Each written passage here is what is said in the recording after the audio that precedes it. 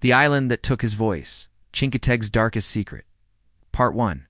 The Warning Everyone Ignored Chincoteague. Virginia was a quiet coastal town, mostly known for its wild ponies and old fishing families. But locals had a story they never put in the tourist brochures, about a small, unnamed island just off the coast. They called it the Island That Whispers.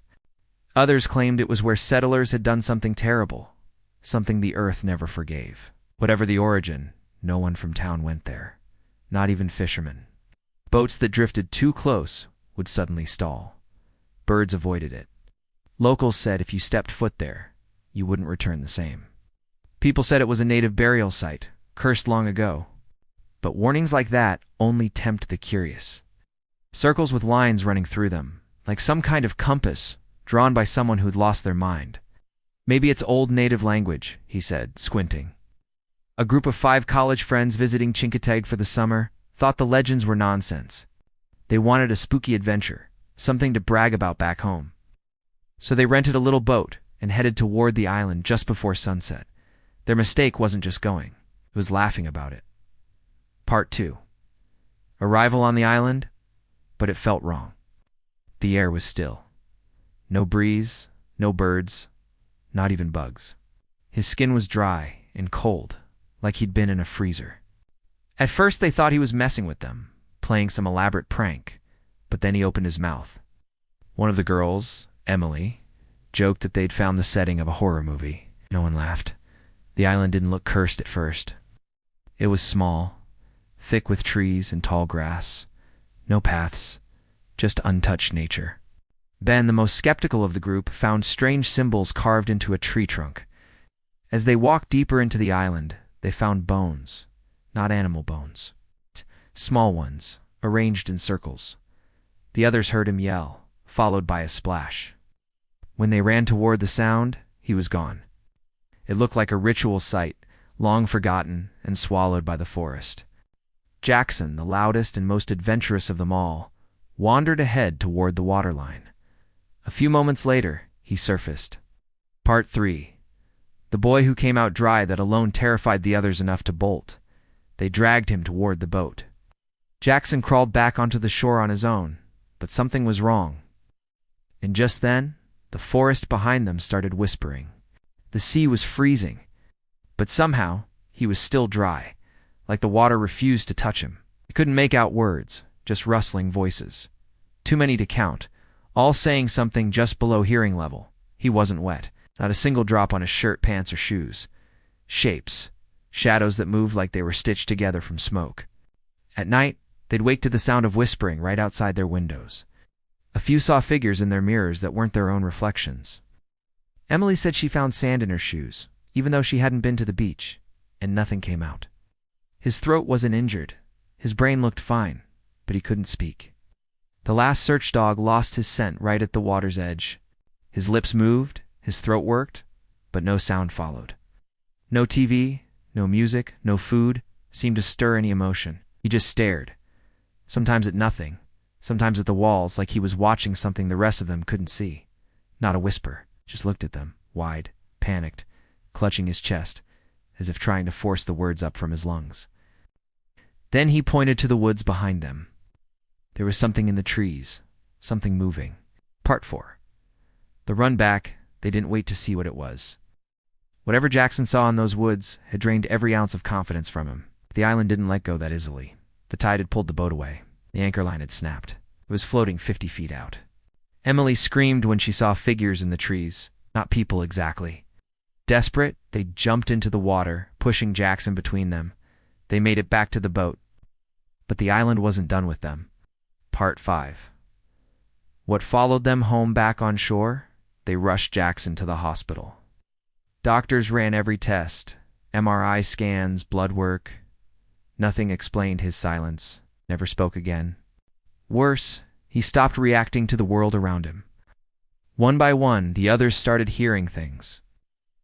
3 months later, Ben disappeared. His car was found by the harbor, door open, engine running. They think he went back.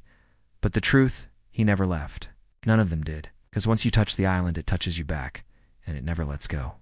He vanished in the woods, and his phone still calls me at 3:12 a.m. Part 1.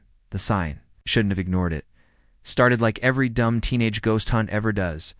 With a rumor and a dare. Cameron and I had heard the stories.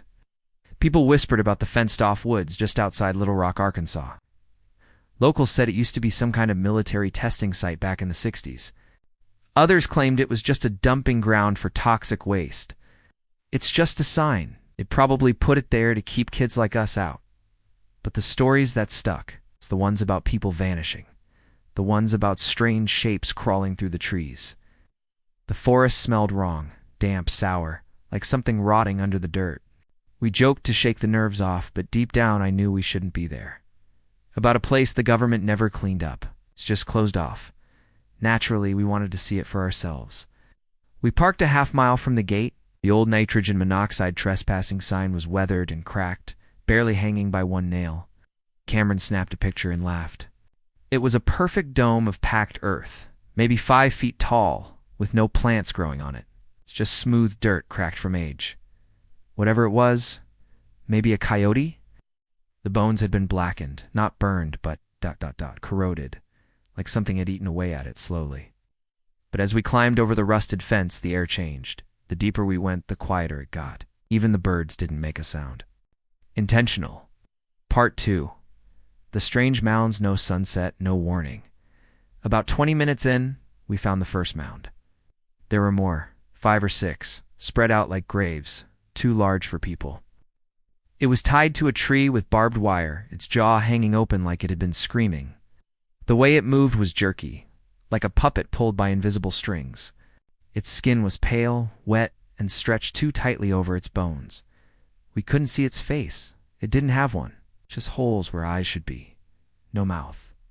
Cameron took a video, pretending to narrate like a paranormal investigator. I didn't laugh this time. My gut was screaming to leave. I turned to shout for him to wait, and realized he was no longer with me.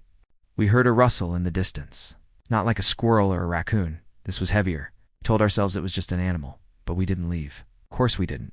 Part 3. The thing that crawled out the sun disappeared faster than expected. 1 minute the trees were casting long shadows. The next it was just dark. They said Cameron probably got lost, or ran away, or got attacked by a wild animal. We turned on our flashlights. That's when we heard the dirt shifting, a dragging sound. One of the mounds, maybe 30 feet away, had cracked open, just static.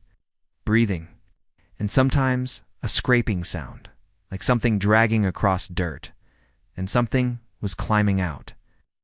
It wasn't fast, but it was deliberate. Cameron dropped his phone and ran. I followed. But halfway back, I tripped over a tree root. I called out his name, over and over. Nothing. He didn't get lost. Part 4. The 3:12 a.m. calls, the cops found his phone the next morning near the fence. But no trace of him. Same sign. Only now someone had scratched over the words. It didn't say no trespassing anymore. They asked me questions, but I couldn't explain what we saw without sounding insane. But his phone wasn't lost. It started calling me the next night. At exactly 3:12 a.m. at first I thought it was a glitch. Maybe someone had found it and was messing with me, but no one ever spoke. It kept happening, every night. Always at 3:12. I tried blocking the number. It still rang. I turned my phone off. The calls came back once I powered it on. The worst part? Sometimes I hear my name whispered at the end of the call, and sometimes ... I hear my own voice replying. Part 5. I went back last week. I couldn't take it anymore. I went back. Same fence, it said. Asterisk, asterisk, stay buried. Asterisk, asterisk, the mounds were still there. One of them was open, just like that night. Inside was Cameron's backpack, his flashlight, his cracked phone screen. I left immediately, but now I know. He didn't run. He was taken. And whatever's down there, it's still reaching out. 'Cause last night when my phone rang at 3:12, it wasn't just static. It was Cameron's voice. He whispered, "It's not done with us yet." Then something else came on the line, something that wasn't human. She told him don't watch, but he did. What the morgue camera caught will haunt you. Part 1. The new guy on night shift, Salem, Oregon, 23-year-old Adam Jensen had been working at Hollow Pine's funeral, home for just 2 weeks. Fresh out of mortuary school, He was eager to prove himself. The night shift was quiet, lonely, and mostly involved paperwork, prepping rooms, and cleaning. Nothing scary. Just silence and the smell of formaldehyde. And on the evening of March 14th, his supervisor, Dana, left early after a family emergency. Before leaving, she said something strange. "Do not go behind the curtain in viewing room 3, she warned, keys jingling in her hand. "I'm serious, Adam. Don't watch. Just don't." He laughed nervously. "What's back there? It's not your business tonight." "Who says something like that and expects you not to get curious? Just stay out." Dana looked dead serious. The warning gnawed at him the rest of the night. Part 2. Behind the curtain, midnight came and went. Adam wandered the halls with a flashlight, boredom making his skin itch. Around 2:13 a.m., he stood in front of viewing room 3. The curtain was drawn shut, silent, still. He hesitated, then peeked behind it. He checked the security feed on his phone and rewound the past few hours. Something cold clawed its way through his chest as he hit play. The paper was yellowed and the ink smeared, like it had been written in a rush. It was no body, just an empty gurney, a handwritten note placed neatly on top. "I asked you not to look." Adam stared at it. What the hell was this? No alarm had gone off, no calls, nothing in the logbook, no footsteps, no movement, no warning. Part 3. What the camera saw on screen, the camera from viewing room 3, showed exactly what Adam feared and something worse. At 12:42 a.m., the covered body tagged as Jane Doe number 47 sat up on the slab. Her mouth hung in a strange, unnatural shape, like it was learning to smile. The sheet dropped to the floor. Some people who work in this building, they see things they shouldn't. The ones who look behind that curtain, they don't forget it, even if they try to. The woman stood. Slowly, she turned and walked off-screen, but not before pausing to stare directly into the camera. For a full 10 seconds, her eyes were open, black, and empty. The timestamp matched exactly when Adam had been refilling the embalming tank down the hall. No tag, no report, nothing. But here's the part that made him drop his phone. He didn't remember seeing or hearing any of it. He hadn't heard the door open, but the camera caught it all. Part 4. The missing record. Adam reported everything to Dana when she returned the next day. She didn't seem surprised. "I told you not to look," she said quietly, almost with sadness. They reviewed the footage again, together. Only this time the camera feed was blank, gone, erased. The entire folder from that night was missing. Worse, Jane Doe number 47 no longer existed in the intake records. It was as if the body had never been there. But Adam still had the note. "I asked you not to look." Part 5. The second night, Adam didn't quit. Not yet, but something changed. The lights in viewing room 3 began flickering every night at the same time. 12:42 a.m. He started hearing soft knocks on the curtain, even when the room was locked. On the third night, he found a new note under his clipboard. Asterisk, asterisk, you saw me. Now I see you. Asterisk, asterisk, that was the night he saw her again in a passing hearse's rearview mirror, standing under the streetlight across the road. Smiling, he blinked. She was gone. Adam left Hollow Pines Funeral Home the next morning without saying goodbye. He burned the note, changed his number, moved 2 states away. But sometimes, when he walks past reflective glass, he swears he sees someone else walking just a second behind him. And every time he closes his eyes, he remembers the look on her face. Now she never stops staring into that camera.